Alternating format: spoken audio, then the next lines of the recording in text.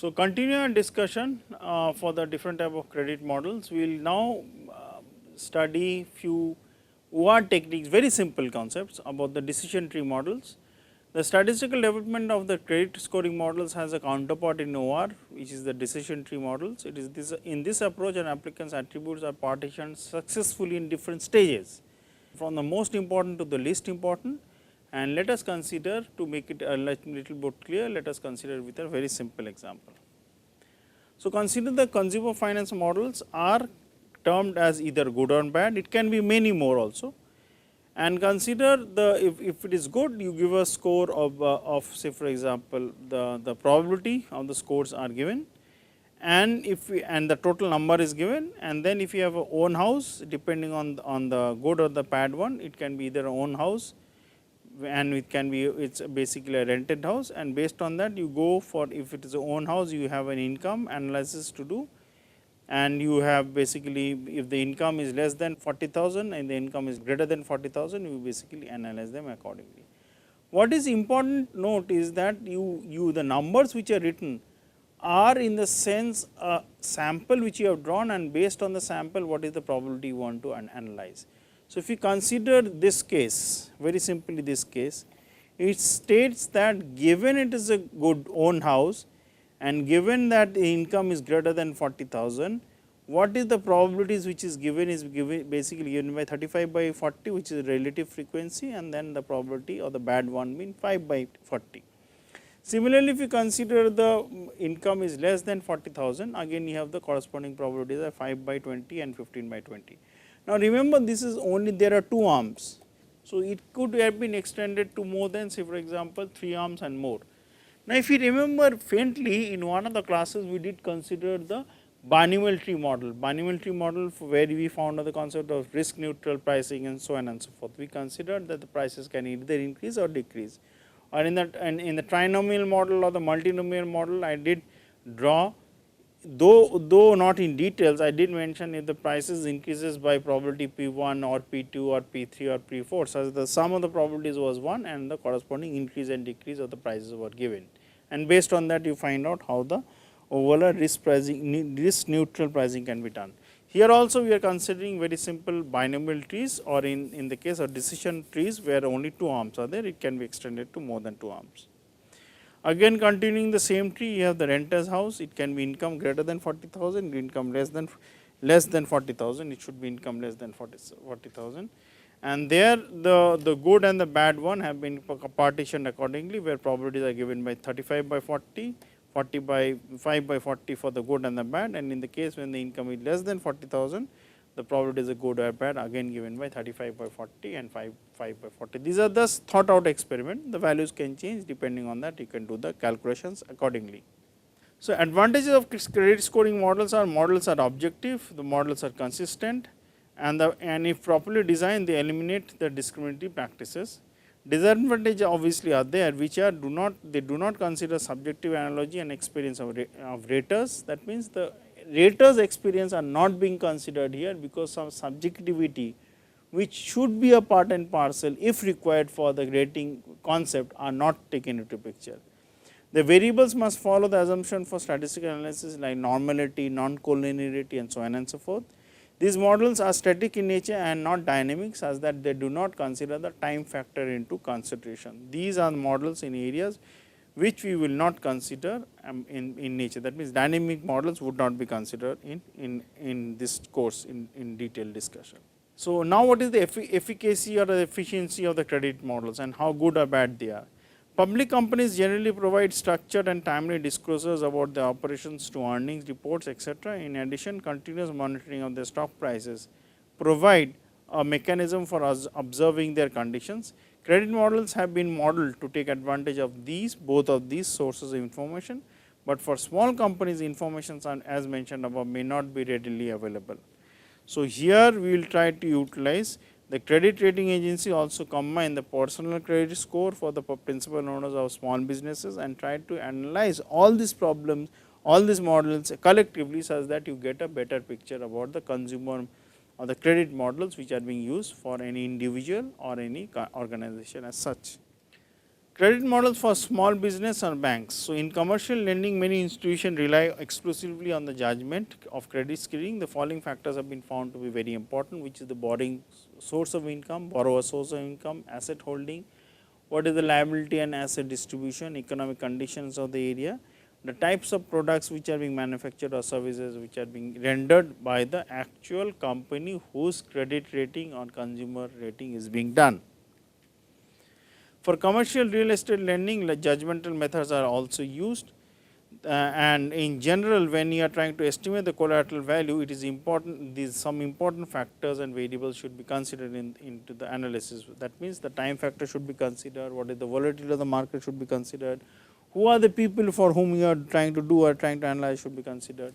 This actual, rather than the market, you should also try to analyze that how the other different type of consumer models are doing. What is the price of petrol, what is the price of diesel, what is the price of the consumer price index. So, obviously, that would give you a lot of information in which way the overall economy is moving.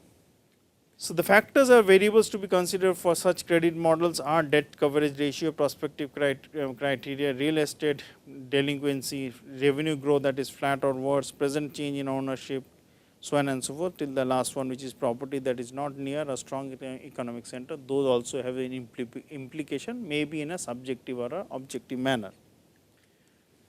Bank models, because for the bank models, because banks performs an important public function by operating the payment system and acting as a vehicle of exercise of monetary policy, they are highly regulated by the government. Consequently, they are required to submit detailed financial reports to the regulatory body or to the RBI. The following elements are to be strictly considered when you are considering a bank.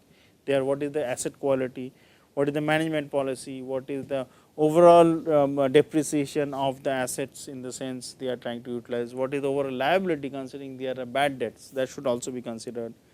So, multivariate or composite measures should be used, and market value based measurements should be used, such that it gives you a much more better realistic sense of how the market is doing.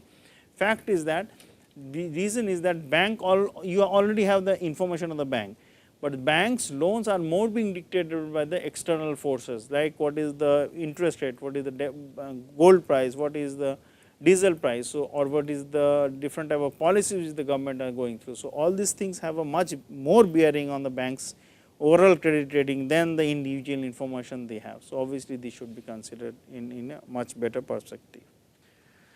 So, when we consider the credit model for small business or banks, we should consider the asset quality, the management type, what type of management is in place, what is the outline and the peer group comparison by studying different types of financial ratios should be considered, what is the multivariate or composite measurements which are being used, what is the market value of the measurements which are being used, which I have just mentioned, they are in going in a little bit more detail. The efficacy of the credit models depends on, it basically gives you, reinforces the strong credit culture, reduces the high cost associated with credit analysis, and establish consistency in trying to analyze the pricing of the credit risk and how good or bad the company is doing. It also assists in active portfolio management in mathematical statistical based, it is mathematical and statistical based. So, hence it gives you much better perspective from the mathematical point of view, such that you have the exact information how the models are doing. Evaluates not only during the design phase, but also after it has been put in operation, and you can basically get a loop, have a loop such that all the outputs for the model being used can be utilized for the inputs in the later stage, and the model can be improved and made much better. So, attributes of the credit evaluation system basically says sensitivity of rating to real change, lead time with respect to recognized changes, stability in the rating model, graduated tiering of the risk should be done, and consistency of rating across industries and company sizes should be followed. So, these are the main attributes or main characteristics which should definitely be noted. Now, consider that other risk measuring models, we have basically risk to default measure, which will be considered as the MMR, which is the marginal mortality rate. It is basically you are trying to analyze the model from the point of view of mortality rate or the survival rate or survival function. So, you have the marginal mortality rate for the th time period is given, which is the ratio by x to y, where x is the total value of the default debt divided by the total value of the default at the starting of the point. and you have the cumulative rate of the or the cumulative mortality rate, where you add up all the MMRs in a time wise fashion. That means time 1, time 2, time 3, so on and so forth. For measuring the diversity, many of the credit rating agencies use the diversity index. Few important things which are assumed for the diversity index are firms in the same industry tend to be correlated, hence correlation coefficient becomes important.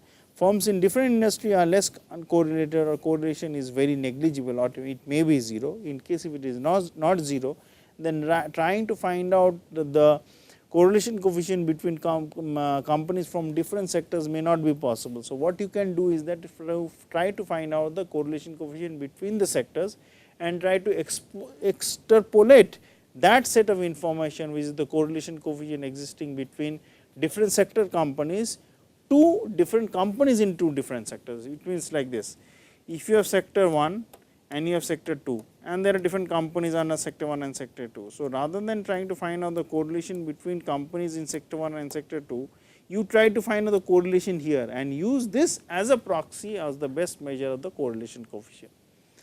So, new banks invest in different sectors of the economy and into different industries, hence managing the portfolio of bank is very important. So, hence for the banks, this liquidity ratio, operating risk ratio, foreign exchange ratio, country risk ratio, settlement ratio, performance risk ratios, and all these things are important. Consider a bank that borrows 100 millions at 3% for a year and lends the same money at 3.2% at a higher rate borrower for a 5 years. So, there is a difference here. 1 year giving for 5 years, 1 year you are basically taking for 1 year. For simplicity, assume interest rate are annually compounded or continuously compounded, whatever it is, and all interest accumulates at the maturity of the respective obligation. That means 1 you are borrowing, 1 you are lending. The net transaction appears profitable. The bank is earning 20 basis points, which is basically the difference between this 3 and 3.2%. But it entails considerable risk. Why? Because in the first case, when you are borrowing at 3%, your time frame is 1 year, and in the case when you are lending the money, which is 3.2 interest rate, the overall time period is 5 years. So, say for example, the person from whom you have borrowed suddenly asks for the money, then you are really in a soup, because your actual amount of money you have invested for a long time period. So, hence it should be done in such a way that the time concept of money should also be considered in the picture, such that any demand suddenly happens from the person who have borrowed the money, you are able to take care of the return and return the overall money in the right proper time. But it entails, as I was saying, but it entails considerable risk. At the end of a year, the bank will have to find a new financing for the loan, because if the 1 year is over and suddenly the company which has borrowed the money wants back that money, then obviously that has to be returned. But those return has to be done in such a way that if you are going to borrow it from the second person, you take 2 things into account. Point number 1, you are able to return the person from the money you have taken from the first bank or the first person.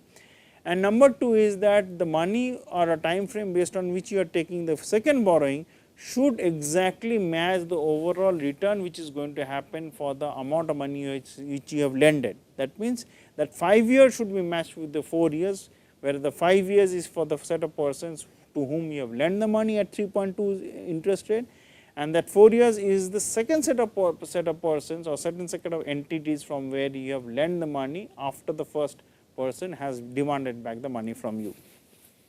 So, if the interest rate have risen, the bank may have to pay a higher interest rate. That means, in case it was 3%, it was fine. Now, if when you are trying to sign the contract at the end of first year and at the beginning of the second year, obviously, the interest rate may definitely be different than 3.2%. Obviously, you will make a loss. Suppose at the end of the year an applicable 4 year interest rate is 6%, the bank is in a serious trouble. It is going to buy a earning of 3.2%, but the overall interest rate it has to be paid is basically 6%. So, actuarial accounting does not recognize this problem, hence it becomes a little bit problematic how you want to analyze the problem in the practical situation. So, now according to according to the actuarial accounting principle, hence the bank has earned 0.2 million rupees as shown in this calculation, while the market value the bank has lost 10.25 million. So, which means you have to analyze the problem from the very practical aspect, whether you are trying to take the actuarial accounting principle into consideration or the market value into consideration. Depending on what you do, your action should be in likewise in tandem with the actual accounting principles you are going to follow. The problem in this example was caused, the problem which we discussed is caused by a mismatch between the assets and the liabilities. Previously such mismatches tended not to be significant, but the moment you consider the time frame into the picture, that basically blows up. That means, as I mentioned, standard deviation has as a relationship with time, and it is related to square root of t. So, as you are going more down the line like 4 year, 5 years, 6 years, 7 years, so on and so forth, the volatility increases. Interest rate is developed in developed countries experienced only modest fluctuations. So, losses due to asset liability mismatch was smaller in trivial, but for the developing countries the mismatch is much higher. Because yield rate curves were generally upward sloping, hence bank could earn a spread by borrowing short and lending long, but if the yield rates are changing in different direction, if they are downward sloping, obviously this makes a problem. So, if you remember when you considered future interest rate, the forward interest rate, the zero interest rate, and we drew the curves which were like this or it was like this. So, they would basically depend on which direction the yield rate curves are. If they are upward sloping or downward sloping, then obviously you have to take actions accordingly. Increasingly, managers of financial firms focus on asset liabilities. The problem is not that the value of the asset might fall. What is important is the value of the assets and liabilities must fall and move in tandem. That means they should go hand in hand with respect to the time. So, this is what I have given a very simple example. Obviously, assets are moving in some direction and similarly the liabilities are, and your capital based on which you can invest for an asset or basically take one loan on the liability side, they should move in tandem. So, the difference which you are may increase or decrease, that is a different question, but what should not happen is this: consider the asset is like this as shown, and suddenly consider the liabilities goes like this. So, here it may so happen that this is plus, which is good, but what is problem is that this loss we expect to happen 3 years down the line, but suddenly if it starts increasing, then it becomes a problem for the bank in order to basically have a good match or have a good tandem movement of both the assets and the liabilities. Since the asset values is the discounted value of the future cash flows at market rate, there is an inverse relationship between the interest rate and the asset values and the market value. That is, the graph of the asset value is a downward sloping curve with respect to the interest rate. So, if I consider the time profile of asset and liabilities, again there may be a difference, but the mismatch should not be with respect to time. It means if there is a with respect to time mismatch and also with respect to the interest rate, then it becomes very problem to balance your asset and liabilities. So, this difference would remain, there is no problem, but it should not fluctuate dramatically with respect to time. So, time profile of the liquidity gaps, which is the difference between the asset and liabilities. So, these are the plus when asset is more. So, these are negative when assets are less. So, obviously, this is a permissible zone, and in case if the red one are basically below that, then these are the non-permissible values of the difference of the assets and liabilities in negative sense, which should not cross over such that you are basically going to face a huge amount of loss or you are basically going to face a huge amount of credit risk. We must also be aware that the difference between the assets and liabilities when it is more than a specified value triggers a credit gap or a credit default. The values of the gap, which is the difference between liabilities and asset, being with a certain value is permissible. Any value over and above that is not permissible. It is like basically you have a bandwidth, and any dispersion, any variance should always be between that bandwidth. That is the moment you have any extra fluctuation over and above the bandwidth, you have a mismatch which should not be there. That is what I am trying to analyze and say. One provision can be through the use of derivatives, and if you use the derivatives, then you can basically activate the derivatives accordingly.